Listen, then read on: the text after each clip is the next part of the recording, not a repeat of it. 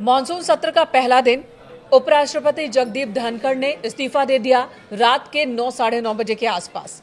अगले दिन यानी कि 22 जुलाई को दोपहर तक इस्तीफा मंजूर कर लिया गया राष्ट्रपति की ओर से। उनकी ओर से वजह बताई गई हेल्थ इश्यूज। हालांकि इस्तीफा उन्होंने क्यों दिया, इस सवाल पर कयास है, थ्योरीज मार्केट में बहुत सारी है। विपक्ष सत्ता पक्ष अपनी अपनी बात कर रहा है, लेकिन अब क्या, कोई इसे बिहार कनेक्शन भी बता रहा है, बिहार से जोड़कर दिखा रहा है। इस वक्त हमारे साथ प्रभात जी मौजूद हैं। प्रभात जी, जगदीप धनखड़ का इस्तीफा क्यों हुआ? 101 वजह मार्केट में आ चुकी है, लेकिन कोई भी वजह सही सटीक दिख नहीं रही है। मेनका देखिए, ये अभी तो हंसी आ रही है, लेकिन वाकई जिस तरीके से ये पिछले 12-15 घंटे में जो चीज़ें हुई हैं, कल रात को अचानक 9:15 साढ़े 9 के बीच ये खबर आती है कि उपराष्ट्रपति जगदीप धनखड़ ने इस्तीफा दे दिया। और इस्तीफे में जो पहला कारण उन्होंने बताया है, एकमात्र कारण, कि स्वास्थ्य के इजाजत नहीं दे रहा था। स्वास्थ्य की परिस्थितियों को देखते हुए और डॉक्टरों के परामर्श को देखते हुए मैंने इस्तीफा दिया है, मैं दे रहा हूँ और तत्काल प्रभाव से दे रहा हूँ। भाई, स्वास्थ्य की वजह से अगर दे रहे हैं तो मॉनसून सत्र का पहला ही दिन, पहले भी हो सकता था, पहले भी हो सकता था। स्वास्थ्य आपका ऐसा नहीं है कि अचानक उस दिन भर में कोई ऐसी चीज डेवलप हुई हो और अचानक आपको इस्तीफा देना पड़ा हो। सेशन नहीं चला पाएंगे आप। तो ऐसा नहीं है कि स्वास्थ्य ये, और अब ये खुलकर कही जा रही है ये बात कि स्वास्थ्य ही कारण नहीं है। स्वास्थ्य भी एक कारण है, ये हो सकता है, लेकिन स्वास्थ्य ही कारण नहीं है। कांग्रेस के कुछ नेता कह रहे हैं ये स्वास्थ्य वो वाला स्वास्थ्य नहीं है, ये राजनीतिक सेहत की बात हो रही है। शायद कोई राजनीतिक सेहत बिगड़ गई। हो सकता है मेनका, पिछले लंबे समय से देखा जा रहा है, कई बार मतलब मुखर तौर पे वो कई मौकों पे सरकार से उनकी लाइन लेंथ थोड़ी अलग दिखी है। हम तो पूरी तरह ये नहीं कह सकते कि एकदम 100% अलग दिखी है, लेकिन थोड़ी अलग दिखी है।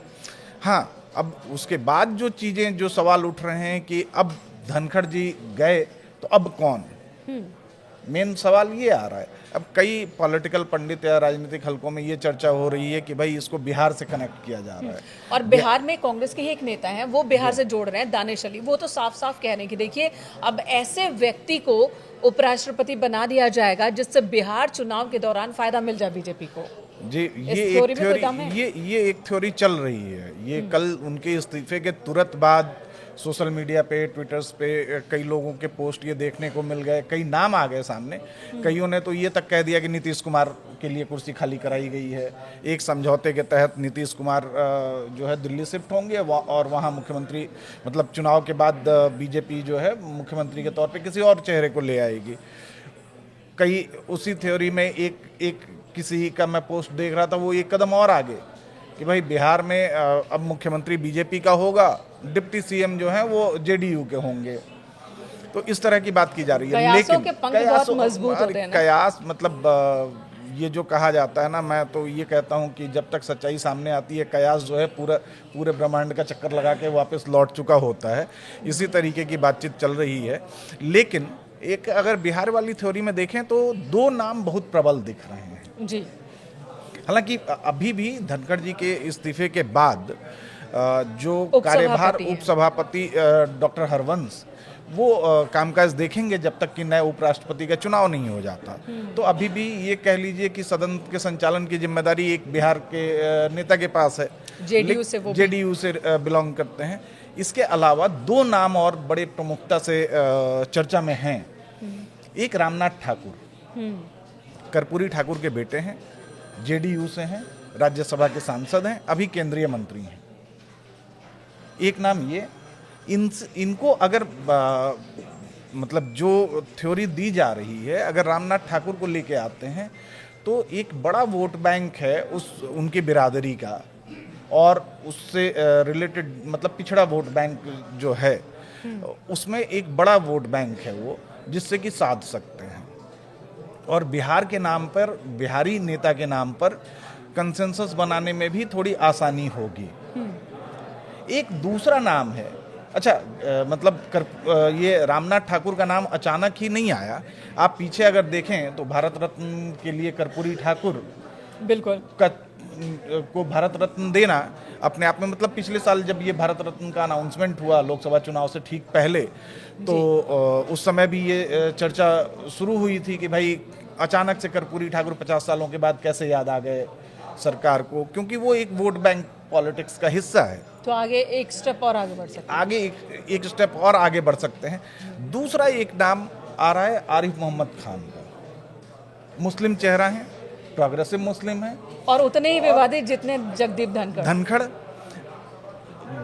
आरिफ मोहम्मद खान के साथ एक प्लस पॉइंट ये है कि आरिफ मोहम्मद खान के नाम पर 2017 में जो बिहार वाला कनेक्शन रामनाथ कोविंद का बिठा के जो बीजेपी ने साधने की कोशिश की थी, वो एक मदद मिलेगी। और आरिफ मोहम्मद खान से सिर्फ बिहार नहीं सधेगा, बल्कि पश्चिम बंगाल, जो अगले साल 2026 में जो पश्चिम बंगाल में चुनाव होने हैं, वहां भी मदद मिलेगी। तो ये कहा जा रहा है। आरिफ मोहम्मद खान मतलब उत्तर प्रदेश, पश्चिमी उत्तर प्रदेश से बिलोंग करते हैं, बुलंदशहर के मूल निवासी हैं, विद्वान माने जाते हैं, बीजेपी की लाइन लेंथ को फॉलो करते हैं और बहुत हद तक सूटेबल हैं, एक सूटेबल कैंडिडेट हैं। मतलब केरल में बहुत लंबा टेन्योर उन्होंने बतौर गवर्नर गुजारा है और अब केरल से बिहार भेजे गए हैं। तो ये मुझे लगता है कि बयानों से उसी तरह से सुर्खियों में रहते वैसे ही सुर्खियों में रहते हैं। बिल्कुल, मतलब उनका अगर ये कहें तो एक बीजेपी अपने आप को मुस्लिम फेवरेट चेहरे के तौर पे पोर्ट्रे कर सकती है आरिफ मोहम्मद खान के नाम पे। तो एक थ्योरी ये चल रही है, मतलब हरवंश, रामनाथ ठाकुर और आरिफ मोहम्मद खान। कुछ लोग ये भी कह रहे हैं, कुछ नेता ये भी कह रहे हैं कि हरवंश नारायण सिंह को भी बनाया जा सकता है उपराष्ट्रपति। क्या ये मुमकिन है? देखिए, मुमकिन कुछ भी संभव है। राजनीति में 1+1=2 नहीं होता है हमेशा, 1+1=11 भी कई बार हो जाता है। तो ये संभव है। और अभी मतलब अगर स्वाभाविक तौर पे एक देखा जाए कि एक स्वाभाविक उम्मीदवार अगर हैं तो डॉक्टर हरवंश हैं, राज्यसभा के उपसभापति हैं, बिहार से बिलोंग करते हैं, उनके सहयोगी पार्टी से वरिष्ठ हैं। तो ये सारा इक्वेशन जो है वो सूटेबल तो है डॉक्टर हरवंश के लिए भी। लेकिन बीजेपी और खास तौर पे बीजेपी के जो आला कमान है वो हमेशा सरप्राइजिंग एलिमेंट के लिए जाने जाते हैं। बिल्कुल, यही बात मैं कहने वाली थी कि जिन जिन नामों की चर्चा होती है, चाहे वो किसी भी पोस्ट के लिए हो बीजेपी में, चाहे मुख्यमंत्री, उप मुख्यमंत्री, अब उपराष्ट्रपति भी, हमने देखा है कि जिन नामों की चर्चा बहुत ज्यादा होती है वो नाम गायब हो जाते हैं। कोई सरप्राइजिंग एलिमेंट सामने होता है। तो इस बार क्या होता है वो देखने वाली बात होगी। बिहार कनेक्शन वाकई में कुछ निकलता है या नहीं, या इस मौके को बिहार से जोड़कर बीजेपी भुना कल रात से चर्चा यही चल रही है। मतलब कई लोगों ने तो ये तक कह दिया कि भाई 100% आप गारंटी मानिए बिहार से ही होगा, या बिहार से कनेक्शन वाला ही कोई नेता होगा। और ये स्वाभाविक भी है कि सामने चुनाव है बिहार में, और बिहार में अभी चुनाव तो भले ही वजह वो ना हो, लेकिन इस मौके का फायदा उठाया जा सकता है। बिल्कुल उठाया जा सकता है। और ये मतलब पॉलिटिकल पार्टी के अपने हित में होता है। और जो कार्यशैली है बीजेपी की तो बहुत ज्यादा इससे आश्चर्यचकित होने की भी जरूरत नहीं है। बिल्कुल, जहाँ पर कई सारे डेप्यूटी सीएम हो सकते हैं, एक नहीं दो डेप्यूटी सीएम हो सकते हैं। और ये एक बिल्कुल एक वो मतलब ट्रेडिशन बन गया है कि हर राज्य में एक मुख्यमंत्री, 2 उप मुख्यमंत्री, जहाँ भी बीजेपी की अपनी सरकार है या सहयोगियों के साथ की सरकार है। तो ये परंपरा तो चल ही रही है। तो बिहार कनेक्शन ये है। चलते चलते एक सवाल फिर वही वाला पुराना सवाल, आखिर वजह क्या रही होगी इस्तीफे की? अंदर क्या क्या बातें चल रही हैं, बताइए शॉर्ट में। जी देखिए, अब इसमें कई तरह की देखिए, कल एक मीटिंग भी हुई थी, कई तरह के कयास जेपी नड्डा नहीं पहुंचे थे। देखिए, वो बिजनेस एडवाइजरी कमेटी की मीटिंग थी। दोपहर में फर्स्ट हाफ में बिजनेस एडवाइजरी कमेटी की मीटिंग हुई, उसमें 12 बजे के आसपास। उसमें कई मुद्दों पे चर्चा हुई। एक मुद्दा कोई ऐसा था जिस पे कंसेंसस नहीं बना हुआ कि ये मीटिंग फिर शाम में की जाएगी। शाम में बिजनेस एडवाइजरी कमेटी की बैठक में धनखड़ जी इंतजार कर रहे थे। विपक्ष के जो लोग नुमाइंदे होते हैं एडवाइजरी कमेटी में वो आ गए, लेकिन सत्ता पक्ष से खुद मतलब नेता सदन होने की वजह से के नाते नड्डा जी को जाना था, संसदीय कार्य मंत्री होने के नाते किरण रिजिजू जी को जाना था। ये दोनों लोग नहीं पहुंचे। वो बैठक आज दोपहर तक के लिए टाल दी गई। कल शाम 4:30 बजे की बैठक आज दोपहर के लिए टाली गई। इसका मतलब कि उस समय तक तो सब कुछ ठीक ठाक चल रहा था, उसके बाद चीजें अचानक बदली उसके हैं। बाद कुछ हुआ है।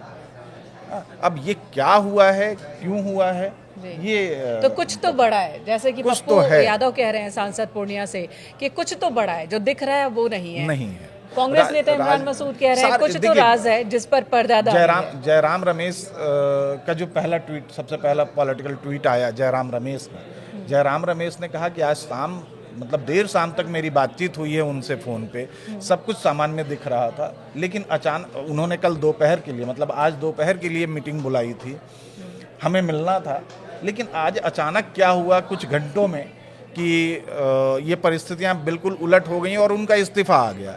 और आज की खबर ये है कि इस्तीफे, मतलब उन्होंने इमीडिएट इफेक्ट इस्तीफा दिया है। आज वो सदन भी नहीं आए, अपनी विदाई समारोह में भी शामिल नहीं हो रहे हैं वो, मतलब उनके लिए एक, भाई अगर आते तो एक विदाई समारोह दिया जाता, जो एक प्रोटोकॉल है, एक परंपरा है कि कोई भी जब अपने पद से हटता है तो एक विदाई, फॉर्मल विदाई दी जाती है, लेकिन उसमें भी शामिल नहीं हो रहे हैं वो। तो इसका मतलब कुछ तो बड़ा है। कुछ तो बड़ा है। प्रधानमंत्री नरेंद्र मोदी ने इस्तीफे पर कहा कि उनके सेहत की कामना करता हूं। अलग अलग पोस्ट पर रहते हुए देश की उन्होंने सेवा की, उन्हें मौका मिला और उन्होंने काम भी किया। वो भी 12-14 घंटे बाद आया है, 12-14 घंटे बाद आया, उस पर भी चर्चा है। बिल्कुल, उस पर भी चर्चा है। देखिए, कुछ तो बड़ा है और कह सकते हैं कि ये जगदीप धनखड़ का स्टाइल भी है।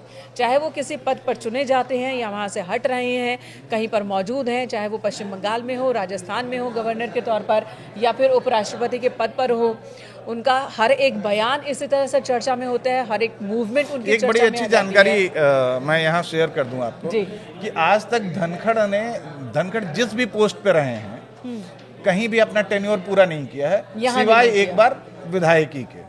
एक बार वो विधायक चुने गए थे, उसमें उन्होंने 5 साल का अपना टर्म पूरा किया, लेकिन उसके बाद आज तक जहां भी रहे, पश्चिम बंगाल में गवर्नर रहे, टेन्योर पूरा नहीं किया, उससे पहले उपराष्ट्रपति बना दिए गए, उपराष्ट्रपति बन के आए, 2022 में चुने गए थे, 11 अगस्त 2022 से उनका कार्यकाल शुरू हुआ था, जो 10 अगस्त 2027 तक चलना था, पूरा नहीं कर पाए, बीच में ही इस्तीफा दिया। हालांकि 10 जुलाई 2025 को, मतलब 10 दिन पहले, उन्होंने एक कार्यक्रम में कहा, और बड़े नाटकीय और बड़े फिल्मी अंदाज में, वो आप वीडियो देख सकते हैं कि I will retire on some time, मतलब उन्होंने एक वो 2027 अपना टेन्योर पे उन्होंने कहा था।